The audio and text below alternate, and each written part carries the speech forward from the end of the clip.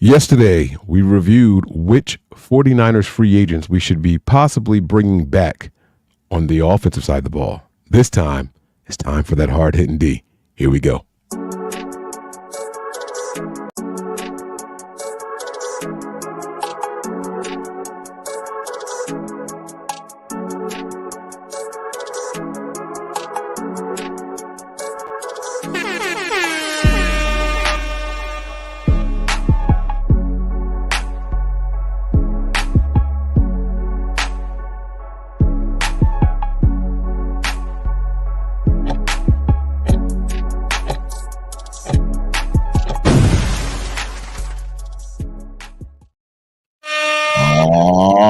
Shoot, it's Friday. It's Friday, ladies and gents. What's going on, baby? The No Harm, No Foul crew is back to cap off another week of 49ers talk.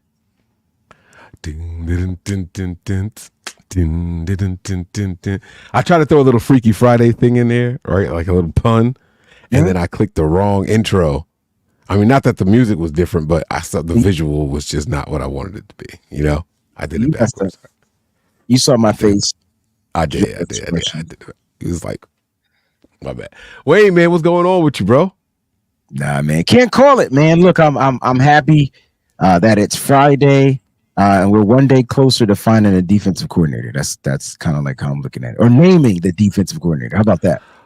Yo, man, like I'm in such a good mood today. The defensive coordinator spot is one I keep getting excited about, right? The longer it takes, what do you think? The longer it takes, the more or less likely we are to promote from within.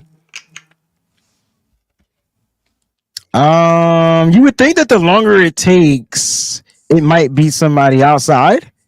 I was thinking, right? Mm-hmm. You know, but this is what John Lynch and Kyle Shanahan wants. They're going to.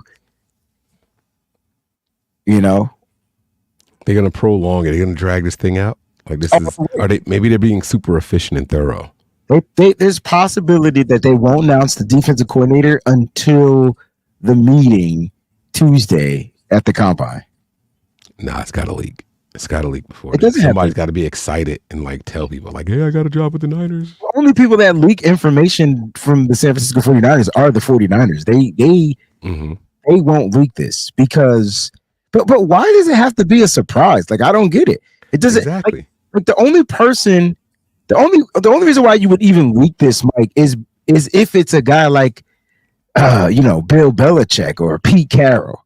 Other than that, don't nobody give you save it if you're like trying to steal a headline from like something major going on.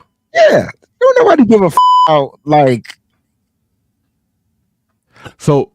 Off topic, because you got your Celtics hat on, so I got to go a little off topic, bro. Since the trade deadline, the All-Star trade deadline, NBA, my Hornets are 4-0, bro. I mean, congrats, yeah. And we got Curry, got Seth, but he's rocking number 30. I got his Pops jersey in the room.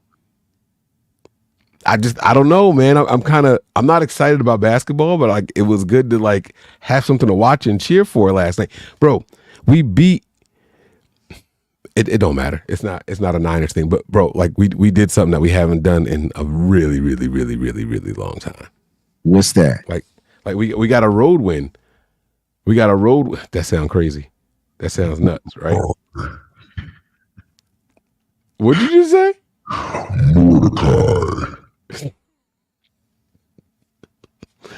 Yeah, man. I don't know, man. It was just cool that we went out there. We got the dub yesterday. First time since 2006, man. Since 2006, getting a win out there on the road. So I was happy with the team's effort. You know what I'm saying? Yeah, for sure. Over Utah, and so shout out to my Hornets, man. I'm excited. Shout out to the Hornets, man. Like shout out to the Hornets. Yo, see, look how disrespectful people are. Look at this. Look at that. You see what I'm saying? I do see. Right? Listen, Mike. I gotta ask you this question because I have a new app out there called Win Streaks, right? And so I've been in meetings, and trying to make sure that this app is like the best sports picks app you can find, right? Now, it's only available download on your cellular devices or your tablets or whatever. So you can get it Android or Apple. You know what I'm saying? Now, check this out because I'm going to be doing some giveaways for win streaks. All right. Now, Mike, do you have my app? Do you have this app, Mike? I currently do not. Okay, so you're fired. All right. So now, I want. Okay, so people should know. Okay. It's win streaks spelled with a Z. Win streak spelled with a Z. Check the description is in. The link is in the description of the show. All right. If you look at where it's the sponsors, then you can check it out. But the cool thing about this app, Mike, is they're giving away free money every week. So you don't gotta put up any dollars, any coins. Now, how much money that is? They're giving up to about $2,000. You know what I'm saying? Where they're giving away money, but look, it all comes down to how well you pick and all that good stuff. And I'm loving this app. The more and more I kind of like get into it, I'm loving it. So I want everybody to go click on the link in the description of my show. Download Win Streaks. You got to use my referral code WayneBreezie. It's my name. All right. Use that referral code. All right, it'll get you in now, and then I want you to join my group. It's called the Breezie Bunch over there. I'm going to be doing special giveaways for the Breezie Bunch group on Win Streaks, where we'll give away like gift cards and things like that. So we're going to have some fun with this, Mike, because football season's over, and I want to see baseball season's about to start. You got the NBA season, the second half of the season kicking off. Hockey season's on its way out. The tournament is about to start, bro. And the cool thing. Man. Have to put up any bread, right? Like, so you can win free money just by getting your picks right, you know. And so I think that's pretty cool. Real good app. Shout out to those guys over there. Win streaks, guys. Check them out. Yeah. What is he? Make sure y'all use the link in the description, man. Wayne, I'm going to do that. I was signing up as you were talking, but I didn't click the link in the description. And you were like, make sure you use my link. And I was like, and I just closed it all out. So I got you. I didn't do it, but I'm going to do it through the link. And we're going to rock out, have some fun over there. You're going to have to try to beat me. Like score, like get higher than me on the leaderboard to enter the giveaway. That's not a problem. That's not a problem. That's how I do. That's what I do. Your picks don't be right, but it's all good. Like it's on and popping, baby. Let's go. Wow. So listen, man. Let's go ahead and get into this. The defensive breakdown, man. We went through all the offensive stuff, but this new $30 million of cap space that the league announced today. It's going to change the way I feel about bringing some people back. Now I just be like, F it, just bring them back. Come on, let's go. We got it. For me, Mike. Not for me. I think my take stays the same. We're gonna have this conversation as if we weren't getting that $30 million spike due to COVID. We don't act like we're not getting that. We're gonna leave it as it is. The Niners have $2.50. All right, and so we're not even gonna enter the salary cap war until the new league year starts. I think that's when it'll be fair. Because at that new league year, what's the number? 254 million. The Niners got to be 55.4. 255.4. So the Niners have to be under that number, or they have to be under that number March 13th. Whenever the new league year starts, they have to be under that number, right? And so we're gonna have some fun. This is gonna be a crazy, crazy, crazy episode. Again, the link's in the description of the show. It's right under where it says promo. If you scroll, you gotta scroll down. Whatever, you'll see the link. All right, so certified. So, Mike, look, I'm saying to myself, if we do got some bread, then let's go all in and get my man Brian Burns and pair him up, and then have two dogs, ferocious dogs on the outside. See, you already starting, and this is what happens when you see that kind of money is just sitting there. Yeah, it's like it's just chilling. Now, I know a lot of people are confused about the salary cap as far as the Niners. They freed up money for this particular season, right? This current season. But now when the new league year kicks in, those top tier contracts, that $38 million for Trent, that $26 million for Debo, like it affects the number huge. Like, right? So that little $40 million that they kind of saved in 2023, like it's going to be gone like that, like, you know what I mean? So yes, sir. that $40 million, bro, that's funny because that's how much Trent Williams will make next year. But I don't think they look as crazy kicking his cap space down the road as what people thought they did. No, I don't think they look crazy. But at the end of the day, when you look at that $40 million, this is pre-restructure. Because Mike, let me ask you this: when you're looking at those contracts, right? You're looking at $38 million for Trent. He's about to be 38, and so like I'm asking you, like, do you want to restructure Trent? Do you just leave it at pat and let him ride off into the sunset, and you could roll that money off the books in the next 2 years, opposed to the next 7 years? Like, I'm curious to know how you feel. Yeah, I would like to do a little bit of a restructure, right? You want him to retire a Niner. You want him to leave, when he hangs it up, it'll happen here. But you still want some relief, right? And Big Trent's got to know he's aging. He's got to know that Super Bowl wasn't his best effort that we've seen. You know what I'm saying?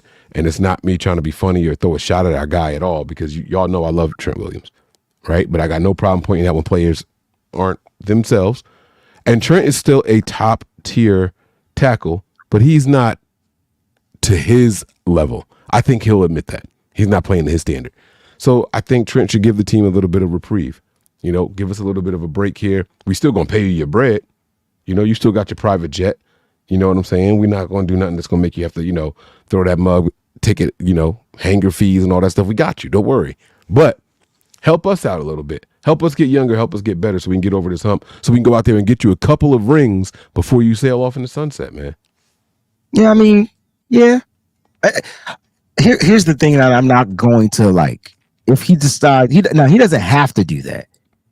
Of course not. But I'm not going to like if he chooses not to do something like that, and then everybody like get down on him or whatever. Because Trent Williams, whether you say he played the best, he wasn't at the best ability, he was still the best left tackle in football last year. At the end of the day, he's number one. The only way people would get on him about it, and you said it at the top of the show, look how things come full circle. Leaks from the 49ers only come from the 49ers. The only way anyone would know that he didn't take, restructure is if the team let that information out. And if they did, it's already warfare. And that's not going to bode well. I don't want Trent warfare. Like, absolutely not. No. Absolutely not. Oscar says, per Lombardi, 49ers can clear up as much as $98 million with cuts and restructures. Yep. And they can. And,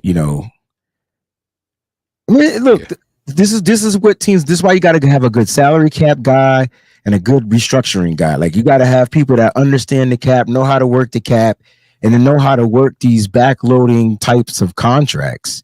Like, you know what I'm saying? So, like, we'll see what happens. Like, I'm not least of the bit worried about the 49ers, because even if they didn't go after a big splash free agent and they brought back some of these guys we're talking about, I still think the Niners are the number one team in the NFC until they're not. Like, at the end of the day, they have to be beat to not be that. The Eagles were it last year. We whipped that ass, and then we became it this year. Until a team beats us, I know they were different, but they were fine until we beat that. Oh, no. I was going to say, and to be fair, we thought we were that team last year. We just didn't have a chance to show them in the NFC Championship the year before. Well, I mean, we knew we were the truth. Oh, yeah. But why didn't we get a chance to show them? I mean, because the Eagles took our main guy out, right? And so, like, you lose a quarterback. It's kind of tough to win a game without a quarterback. Exactly. Like, it looks like we do have some real breaking news, actually. Okay. Isaiah Oliver looks like it was just released. Is he cut? Let me pull up my verification here. Give me 1 second. I believe that to be real, though. AIAH. And yes, the team announced they have released cornerback Isaiah Oliver. The team announced that. So that was coming. Other moves announced on this. Let me see if there's anything else. No, that's it. That's all. They released a whole article just announcing that they released him. So, okay, that's it from the team. Oliver come in. It wasn't going to be like no kind of crazy casualty, but it was a couple of $1 million. The Niners going to save a couple of $1 million, and that was specifically a guy that Steve Wilkes wanted to hear. So, I got a question, Mike. Since we're talking about defense today, let's get it. I got a question, Mike. Does Tig take a drop in his second year in the NFL? We're talking about. Hell no. It's Jersey, baby. We don't take steps back. Now, I'm being real, Mike. I'm being real too. This was a Steve Wilkes guy. Steve Wilkes hand picked this kid. I don't know that to be true, but I'm listening. Steve Wilkes hand picked this kid. They gave him a pick in the draft. This is the guy he wanted to go after. I'm curious to know if we see a little bit of decline in him. No. And the reason I say no is because of this release that we just announced, right? Not that Oliver and him play the same position or anything like that, but I think that the team saw something in him. We did see Oliver move to safety a time or two. It was really weird, but but letting him go tells me, like, all right, we're not even doing that experiment. We know that this guy is going to be around for a while. Now, not to say that he's going to be the starter, right? Because even with the way he played last year, he played at about replacement level. Like he wasn't all pro or anything like that. He was a young rookie. You could tell he was a rookie, right? He had his moments, and then he had times where it was like, oh, kid, what are you doing? What are you doing? He can improve. He can, if he stays exactly the same, he has a worse year statistically. I feel like I'm asking the wrong question because I agree with you. Okay. It's not what I'm trying. I'm being that he was a Steve Wilkes guy. Does it change the way he plays football? I think that's a better. You know what I'm saying? Like, I got you. No, I do understand what you're saying now. Okay, because like, will the lack of Wilkes being here influence how he plays on the field? Right. Because I'm not saying that he will decline. He's only gonna get better. Being a young guy in his defense. But will Wilkes firing hinder him from exceeding, his expectations and things like that? Like, will he still be able to be schooled and coached? Because if there's not one position we know that Steve Wilkes isn't great at coaching, it's the secondary. It doesn't matter for the cornerbacks or safeties. That's Steve Wilkes' meat and potatoes. That's his bag. Yeah. No, that's his bag. So that's why I'm asking. Yeah, no, he'll be fine. I'm okay. Sure of it. All right, let's get to this defensive show, bro, because it was a way to kick off the defense. Talking about Tig, love the kid. Jair Brown's my cousin, and I think he's only going to be a superstar in the NFL. I'm already putting out Pro Bowl and All Pro, aspirations out there in year 2 for Jair. And give me a quick yes or no. He put out something on Twitter the other day. Should he change from number 27? Give me a quick yes or no. I want to say yes. I don't like 27 on him, and I don't think he really made his stamp at 27. So I would like to see what other number he's looking to get. You know what I mean? It's crazy. I see 27. I see it as I'm Trenton. Trenton is 7 letters. I'm Trenton. Like I felt something in there, but we'll see what he does, man. We'll see what he does. All right, Terrence Mitchell. Let's start there. Cornerback. I know I went crazy, but we in the secondary. Go on. We ain't even gonna waste time on that. All right, cool. Thank you, love, peace, and chicken grease. No more war in the Middle East. All right, Tyshawn Gibson. We're going to stick with the secondary. What's up? I think you talked about people, like the older players taking a decline. I felt like without the youth of Talanoa Hufanga being out there and the leadership, didn't we have a conversation about Huff being a captain and being a leader?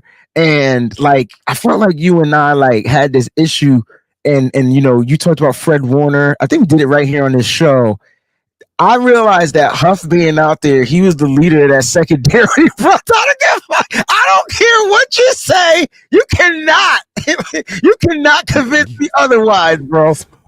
Tell me I'm wrong. You wrong, bro. All right. I'm wrong. Well, guess what? I watched this guy decline like this year. And I think it was because of not having the comfort of having a guy like Huff out there on the football field, bro. He went from having someone who knew the system as long as he did to having a rookie next to him. You're supposed to see something. Man, I think Gip stepped up big time, man. I actually like the way Gip played. So wait, so you're saying no? I don't think you bring him back. I mean, this is why you have a guy like Jair Brown. You just told me he was going to be upside. He could play free safety. He could play back. Matter of fact, Jair Brown's a ball hawk, so I'd rather have him playing the deep field for the San Francisco 49ers. Like, that's what I prefer. And then let Huff be that wild card up in the box. Now they're interchangeable because what you got out of Jair Brown this year was a strong safety play. So now you got two safeties that can be interchangeable. It's the same thing that Gip was doing. I think the 49ers kind of like part ways and don't tie up money there. There is a possibility that after everything is settled and done and after the season starts. Nah, I'm not letting you walk both sides. Nope. You got. It's not walking both sides, Mike. You know what, Mike? This is a literal freaking salary cap tactic, bro. This is a tactic. The only way Gip would be re-signed is if there's a significant injury in the secondary early. Okay. Other than that, he's not making the 53. I'm not mad at that, actually, especially with where we're picking in the draft. We're sitting at 31. There's going to be some young safety talent that's going to fall that way. So can't walk it back. 31, 63. All right, so we got our first disagreement. I'm with bringing Gip back.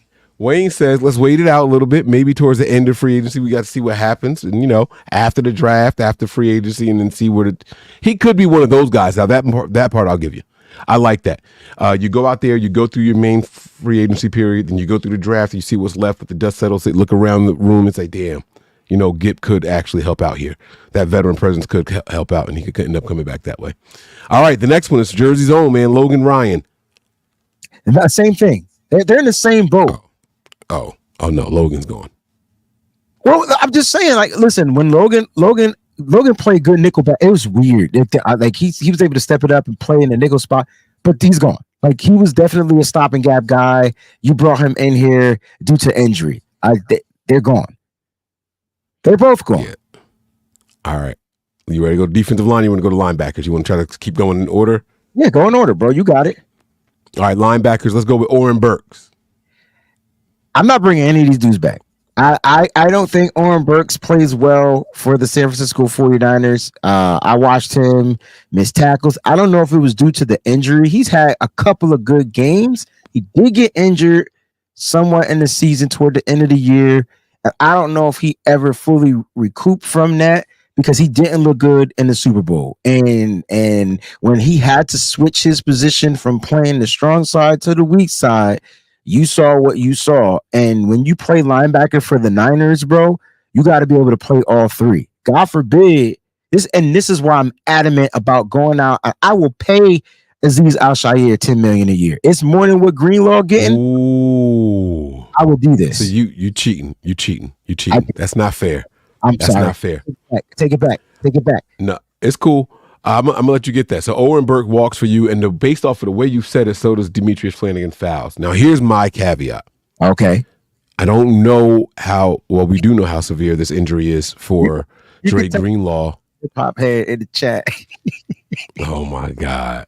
You could tell when the wordplay. Yo, Burks and DF. Oh my God. Like French onion.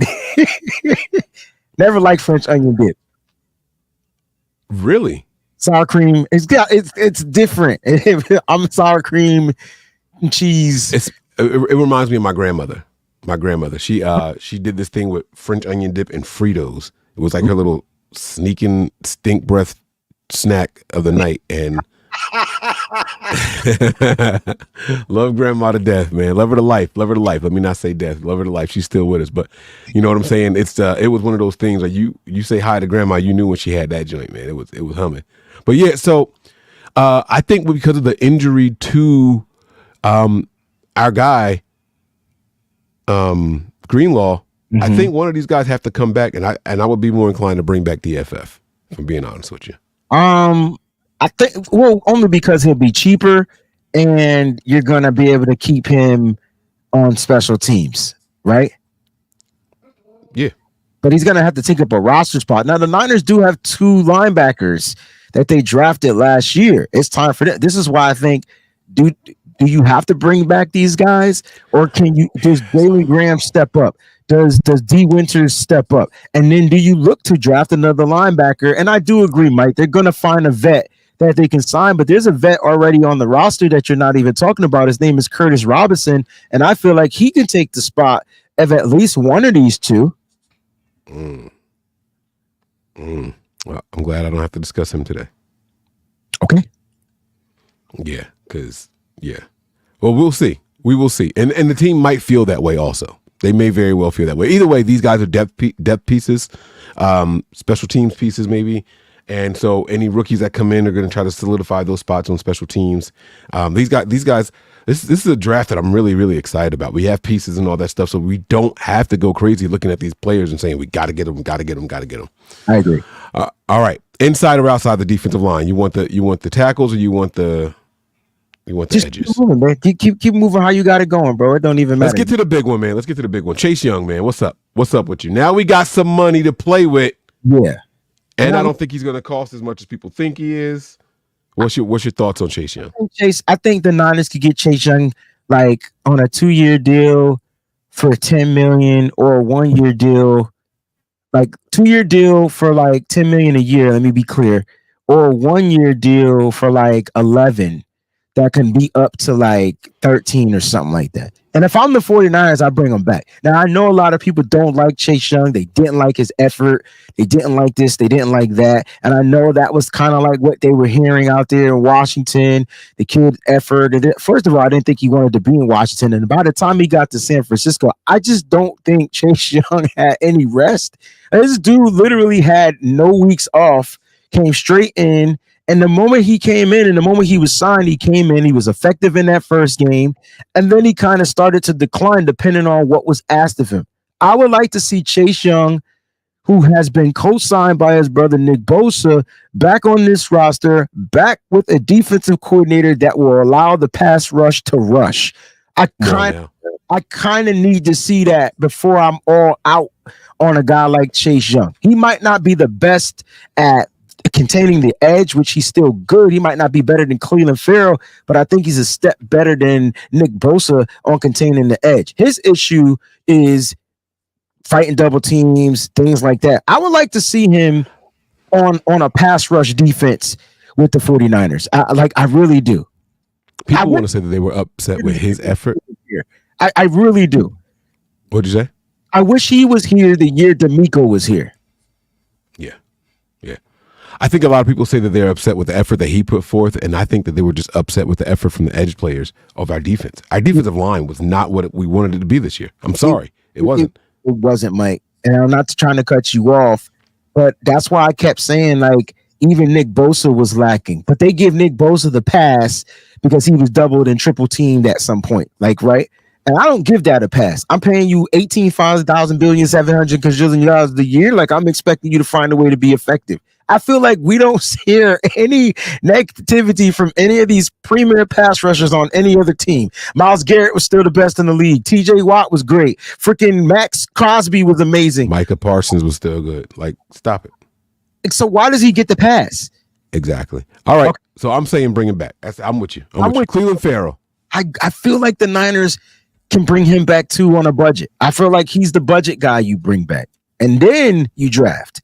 Right. And then you still draft. So I think if you look at the edge rushers, I think you bring back 2. That's what the Niners like to do. And then they supplement at some point throughout the regular season due to injury, due to whatever. Like they try to figure out other guys to bring back. Now, Drake Jackson will be back. Hopefully he'll be coming off of his injury and being well. And so now you're going to see what you got out of him. But I think they bring 2 guys back. And if I'm going to bring some of these edge rushers back, it's got to be those 2 dudes. I'm with you. That means that Randy Gregory gets the doom.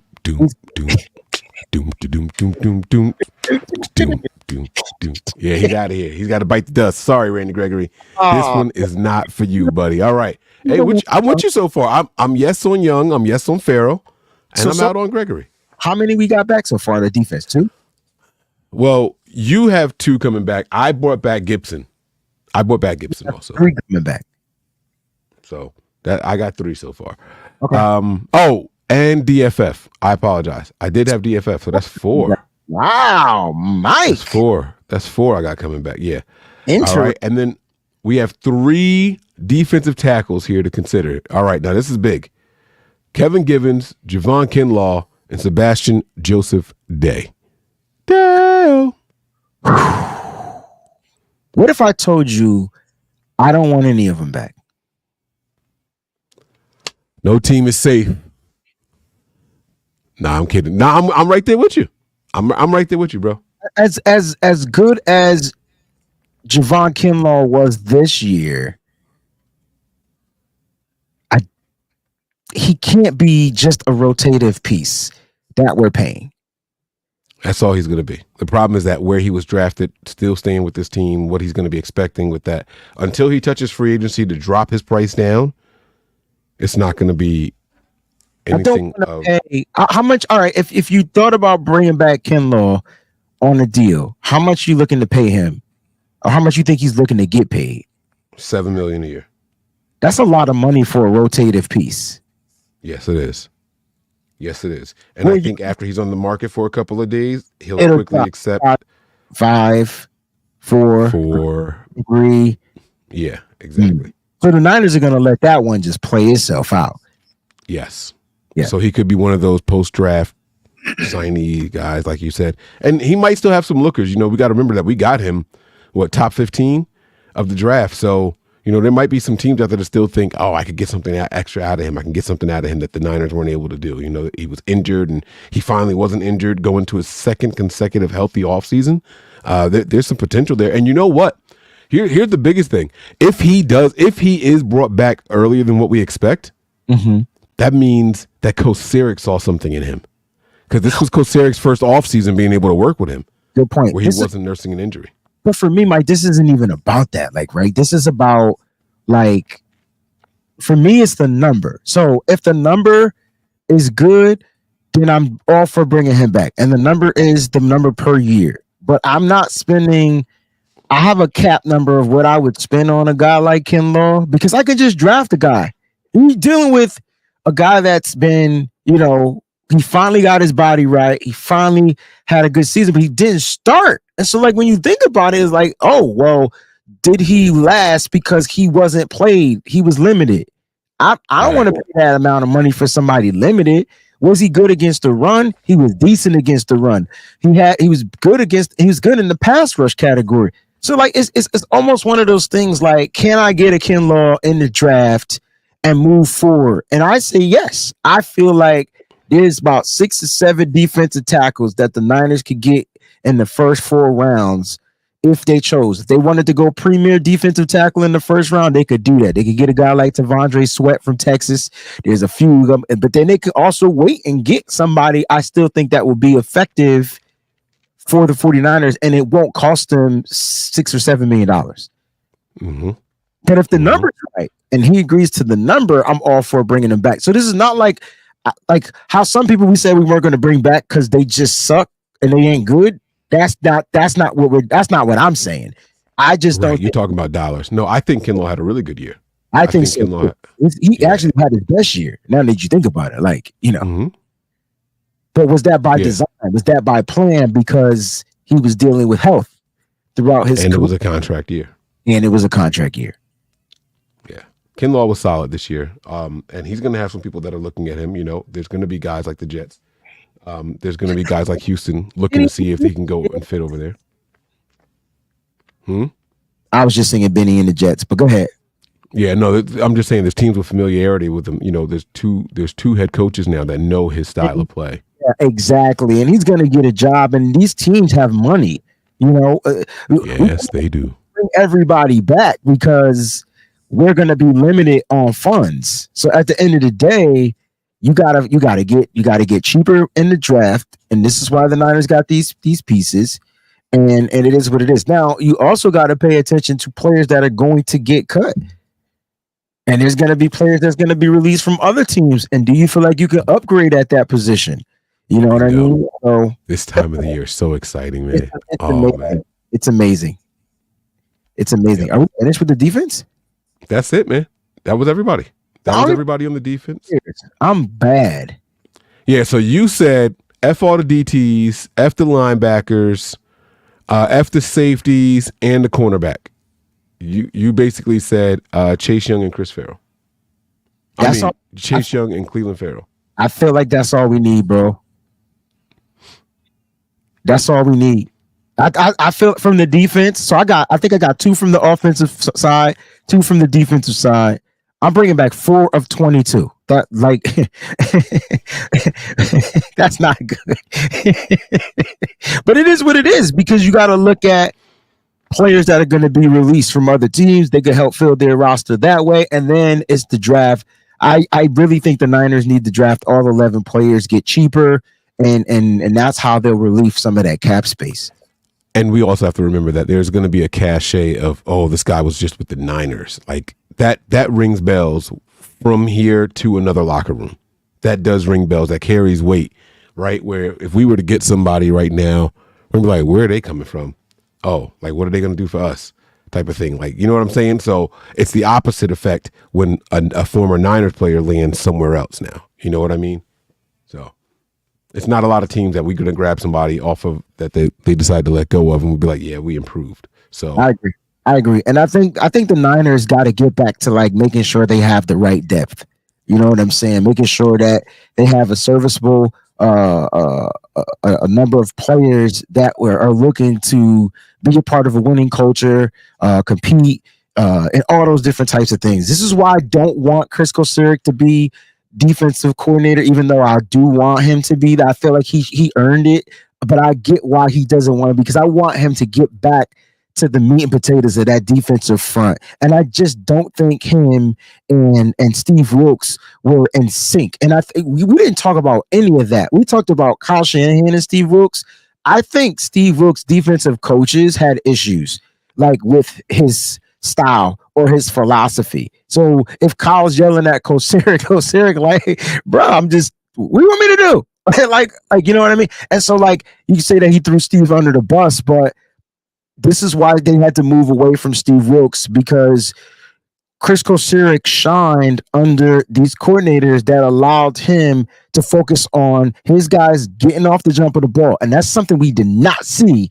How many offside calls did we get this year, Mike? And how many by the superstar Nick Bosa?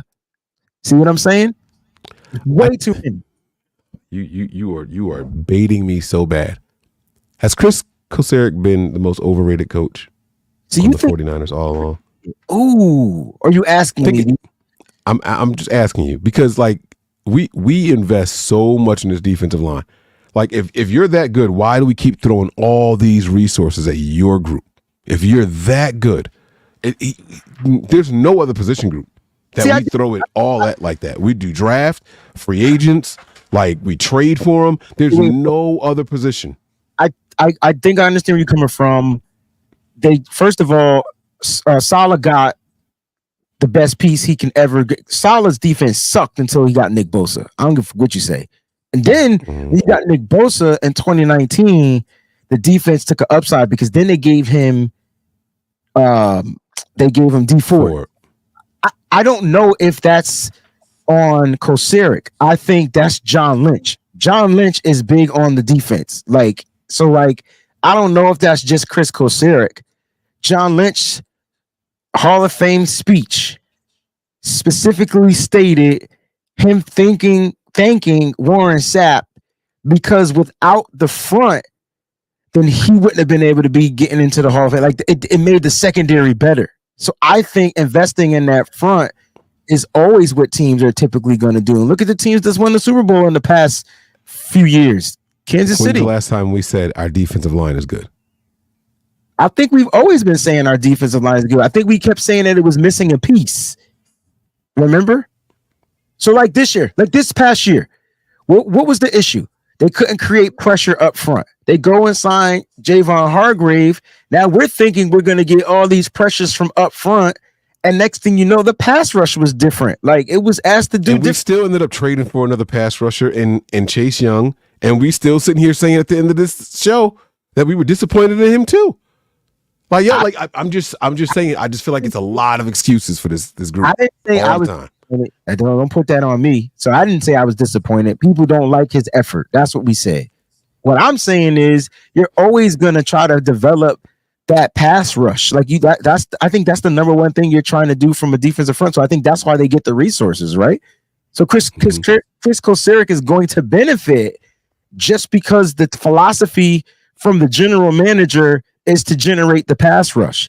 The difference between this year and the year before is the edge rushing. And I think Samson Ebukam and Charles Omenihu were just better than Randy Gregory and Chase Young. Okay. From last year to this year, they were just better pieces. But do we know that for a fact? Because the key piece to being different was the defensive coordinator.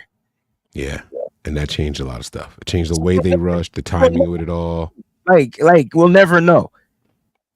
All right, another episode for another time, man. That was fun. That was good. I like that, man. All right, Wayne, man. Listen, y'all, don't forget, go over there. Win Streaks with a Z. Win Yes. Streaks. Use the link in the bio on the WayneBreezie channel, okay? Win Streaks. You see it on the shirt? Huh? My man got the shirt. No team is safe when the Niners are on the prowl. I'm Mike.